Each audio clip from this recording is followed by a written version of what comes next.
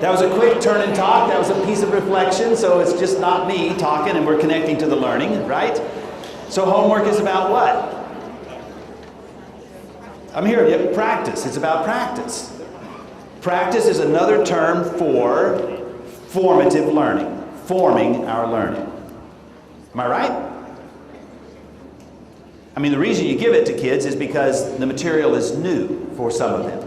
Some of them, they have more experience with it, so they've already got things happening in their brain to draw that experience forward when they see those problems or that concept again. That's how the brain works. It finds connections. Some of them have some more connections than others because of their experiences and what's been given to them. But the idea of practice from the research, if you just want to base it off of research, the idea of practice is simply this. It allows kids to bring ideas forward when they see them again. It's necessary. Homework is necessary. Independent practice of some sort is necessary. But as it's necessary, we have to understand that it's formative. Every time I do my homework and I get some of the problems wrong, like maybe half of them because it's new material for me, and I wasn't the most stellar student in class, every time I bring my homework back and you put 50% in your grade book to be averaged into my other grades, you took my formative learning and you created a summative instrument by that.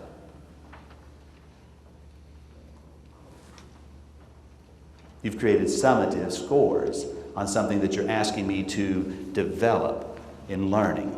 The concept of learning itself means to grow, to start here and to get better. The kids who come to your classroom are here because they haven't learned it yet. And the experiences that you provide in the classroom and the independent practice that you give them and the formative piece that you put both through guided practice and independent practice is what begins to help them learn in the long time piece of this. So they'll bring it forward. Your assessment of that will actually create the environment that says, and now bring it forward. Demonstrate that you know it. That's what I'm after. Aren't you really after that? Don't you really want to know that they actually can do it? When they don't have models at hand, that the connection will come forward. So you assess that. That's the most accurate information you're ever going to get about whether or not the student can do it. In their homework practice, you really don't know if they can do it. All you really know is that they've done the work at this degree. But the truth is there are a lot of variables associated to that homework, isn't there? Now think about all the variables. The variables. Now this is our learning. This is a learning community. We're going to try to figure this out. Think of all the variables associated to homework. What's one of them? The most common one is what? Parents. Yeah, how many of you are parents? Okay, now I have 4 kids. I can tell you that at times, and usually it was my wife doing 2 of the subjects and me doing the other 2 subjects. But there were times we would sit down with our kids and help them with their homework. And I got to be honest with you, and if you're honest with the people around you, you say the same thing. There were times that when they walked back to school or got back into the car to drive to school, we weren't sure if they were carrying their homework or my homework. See, we get it. We know that the common practice in American schools, not all schools across the world, but in American schools, the common practice is to view that as a grade, a summative grade. So we help our kids with their homework. We understand that, but we got parents who won't, or can't, or don't. And so when you put that variable in place, that alone will stop you from doing it as a summative grade. You will use it as a feedback piece to yourself and to the student. You can recognize that they've done the work with a plus, a minus, and a check. And I got some people in the room already, I hear this all the time, they go, if I didn't grade it, they wouldn't do it. How do you wrestle with that when other people say, I don't grade it, and they do it? Why is it that some people get that and some people don't think it's possible? Because you've got to disenthrall yourself. You have to think anew. The people that are going pluses, minuses, and checks feedback to how you could improve on a homework assignment. Having kids do the homework together, looking at it and saying, how did you get that answer? Share your results. Let's find out. Having kids work cooperatively to help them learn will disenthrall some of that idea that it has to be graded in order to get them to do the work. Plus, the minuses, and check. Plus, you got it. Check. Some things we need to check on. Here they are. Minus, you didn't do it. We'll see you in Mrs. Wanamaker's class. the directed study hall, because you need to practice it. It's clear that you need to practice it. We know that. I mean, think about the first day of school. You're going to have to explain to students your homework, your ideas about homework. Not your homework policy, but your ideas about homework. Won't you all be talking to your kids about assignments and expectations for assignments in your classes on the first day of school? It's just a couple weeks away, so you ought to be thinking about it, right? You've already been thinking about and writing down your policies and some of your ideas. So here's the question. How will you describe the purpose of homework, the purpose of assignments that you give students in your classes? How will you describe that to them? I see it done very creatively. I saw a teacher who plays the trumpet. How many of you are musically inclined? You got a guitar at home you're playing, or a trumpet, or a trombone? Anybody here? Okay, how about some of you that are artists in the room and you practiced your craft of art, right? How about something else that you practice? You've had to practice yourself to get good at. Anybody? Something you practice? Keep those in mind. This one guy took his trumpet out and he plays a piece on the trumpet. Does a very nice job with it. And this is what he's doing with a high school group of kids. Okay, in his classroom. He plays the trumpet for them. They don't even know that's a gift that he has, right? He's not the band teacher. He's a social studies teacher. He's playing the trumpet, and he goes, and they go, wow, that's pretty good. And he goes, you know what, I got to tell you something. I had to practice that. The first time I saw the music for that, I was blown away. I had mistakes all over the place. I had to actually practice that.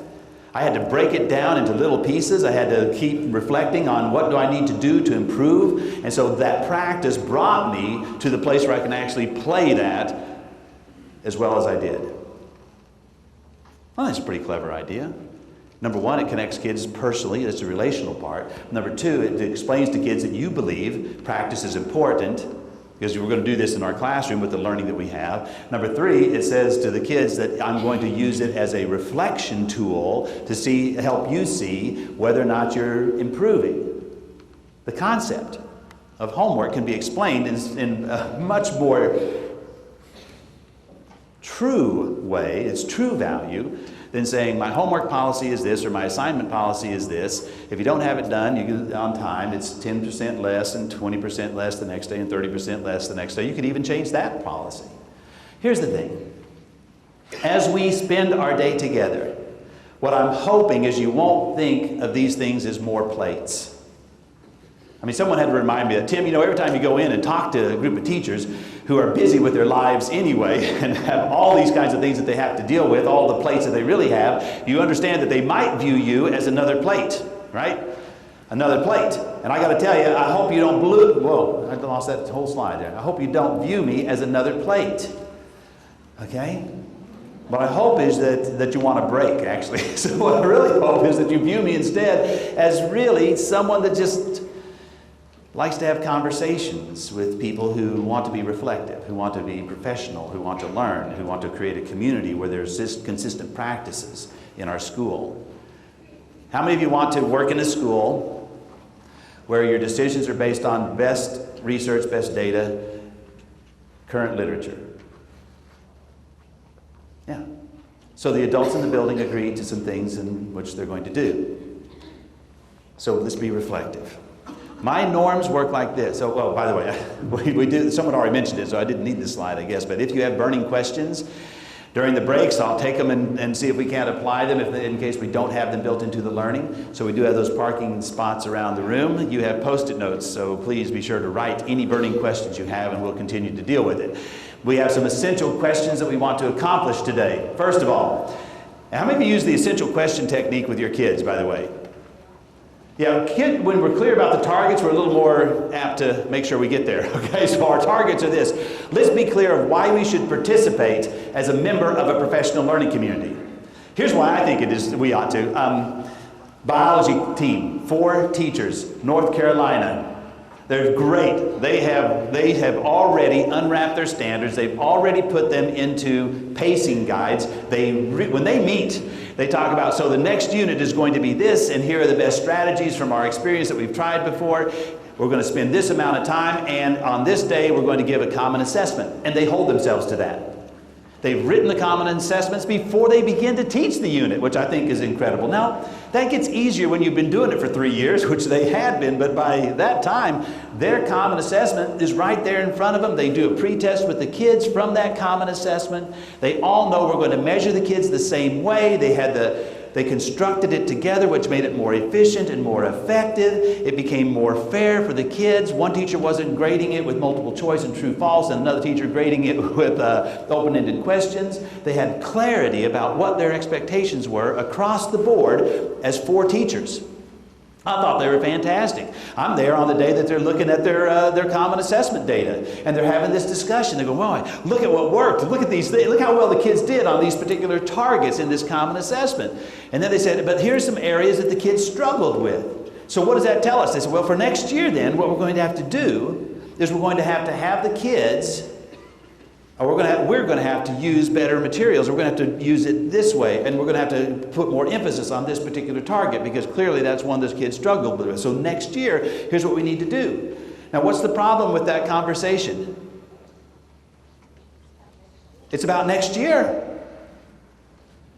They said in writing that common assessment that there were some essential outcomes for their students. That if these kids don't get these, they won't be successful at the next unit or the next level. It's essential. So they had to come up with another plan, except for only one of them came up with the other plan.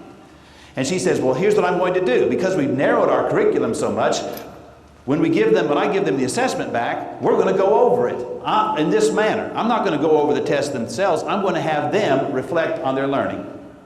Remember that thing? Anyone that's too busy to reflect is too busy to learn? So she actually causes kids to stop and reflect. What did you get right?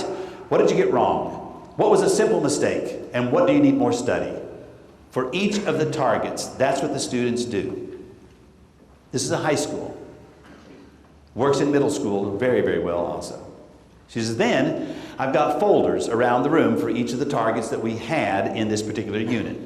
In the folders, the kids will find additional work, assignments, practice sheets. Sometimes it's just the section of the book and they have to summarize it, put it in an outline format. I'm trying some different things. The kids that did well in my class, they agree, they go and they help those kids. So for the next 45 minutes of my class period, the kids actually re-engage and reflect on their learning, because I want them to learn these things. And I have told my kids at the beginning of the year that I have a classroom where you will learn from your mistakes.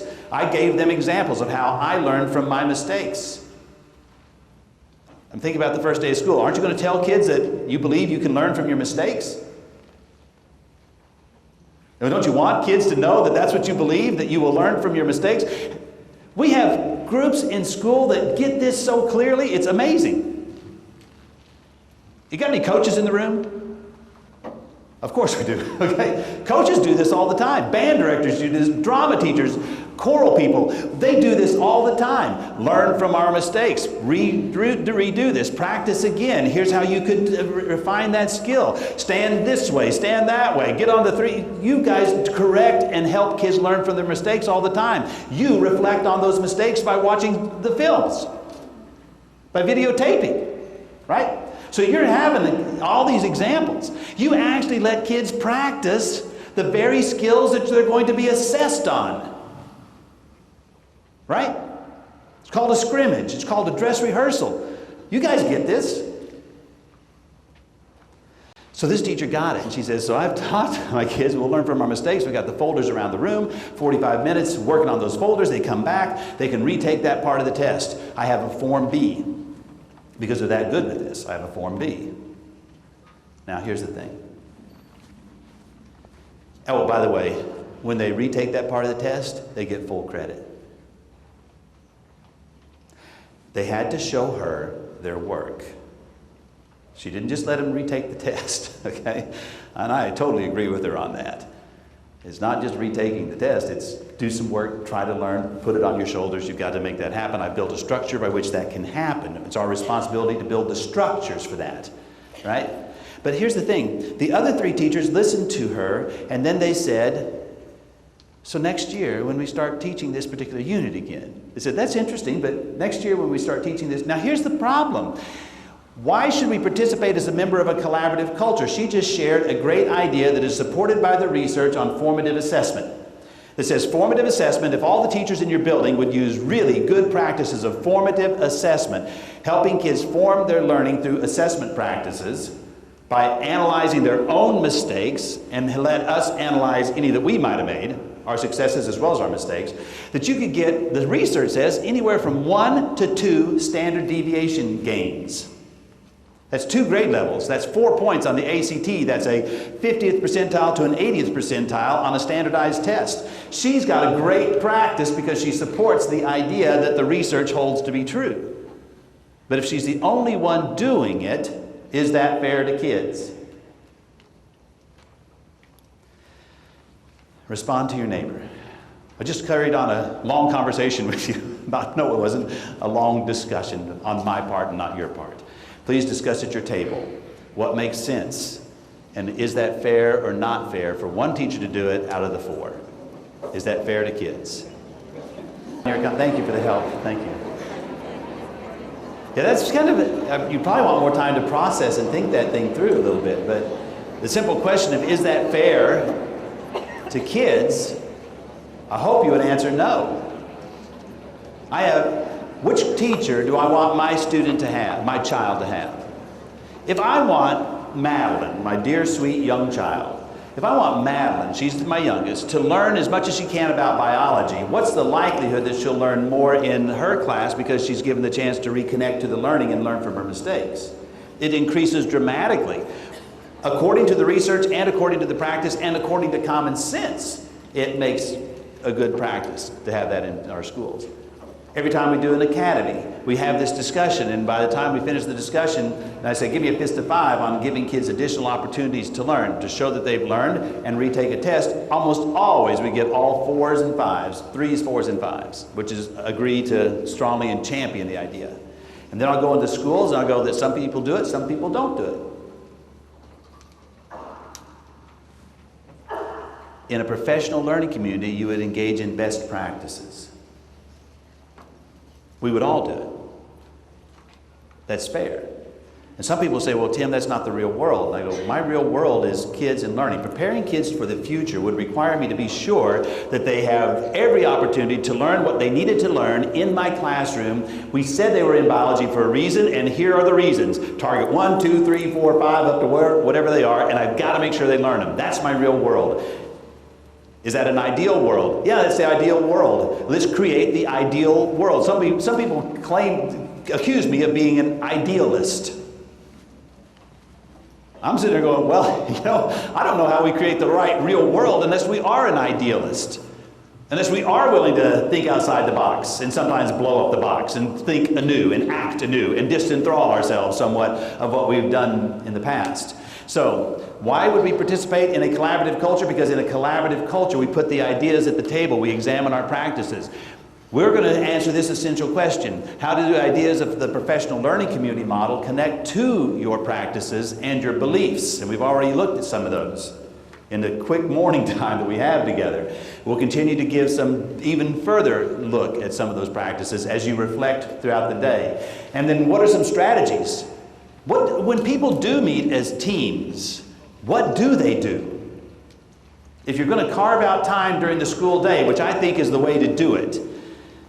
Matter of fact, I think time is so precious. It is such a valuable resource in regard to teachers and in regard to a community who want to learn together, that we would honor that time and be very driven to some focus areas that say that will impact our professional practices. That we're not going to waste our time when we meet. And that it is so important that it happens that we're not leaving it to chance. It's going to be systematic and it's going to be driven with the idea of working interdependently. And it's all going to be focused on a notion that says, how about if we do something when we meet that will impact our professional practices, help us get better in the art and science of teaching. That's the purpose of this. And so the final stage of this essential question is this: where are we now, and where will you go from here?